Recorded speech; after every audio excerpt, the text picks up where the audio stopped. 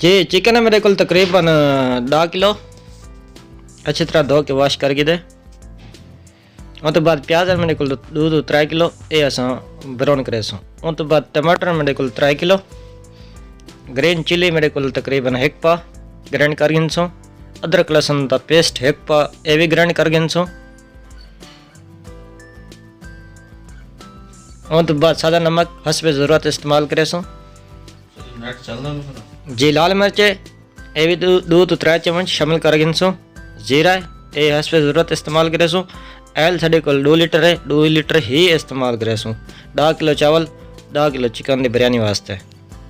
जी उन्हें बाद 2 बिरयानी मसाला साढ़े को डबल पैक है। उस तो बाद साढ़े को गरम मसाला साबित है अपना दालचीनी जवित्री इलाची बड़ी ज़ीरा मिक्स।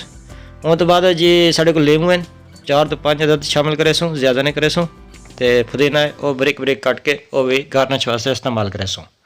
उस तो बाद साढ़े को इमली असा तकरीबन 1 पा इस्तेमाल करे सो 10 किलो चावलों के नाल ही असा अचार भी शामिल करे सो। मिक्स अचार है ये भी हस्बे ज़ायका ज़रूरत के हिसाब से। उस तो बाद चाय साढ़े को बिल्कुल रेडी तैयार है। जै चाय पीवनी आगे चाय पी सकते नाल असें भी चाय पीसो।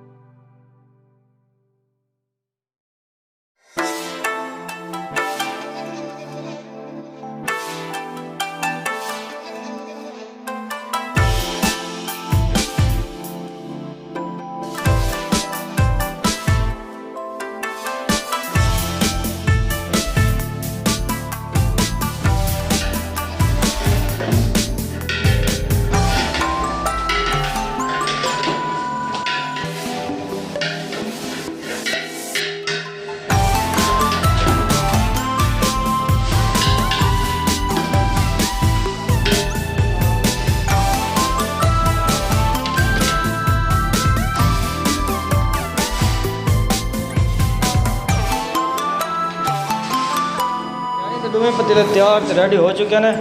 ये भी पतीला रेडी ते तैयार है। बिरयानी के नाल साड़ी जिहड़ी ना रेसिपी होंदी है चिकन चने दी। इंशाल्लाह ये रेसिपी जरूर देसूँ। बाकी असां दम ते लाया पुलाव जिहड़ा तक दूजी वीडियो दिखेसूँ इंशाल्लाह। इहदा भी दम खुलेसूँ, इहदी रेसिपी भी अपलोड थी सी। उस तो बाद साड़ा जिहड़ा ना रायता हो सी बिरयानी दे नाल। अगर बिरयानी स्पैसी हो तो रायता नॉर्मल रखना, जे बिरयानी नॉर्मल हो तो रायता स्पैसी कर देना। ये मसाला पै दिया अलग। बाकी सलाद नाल कचुम्बर होएगा, नाल चावल भी होने बंदा है।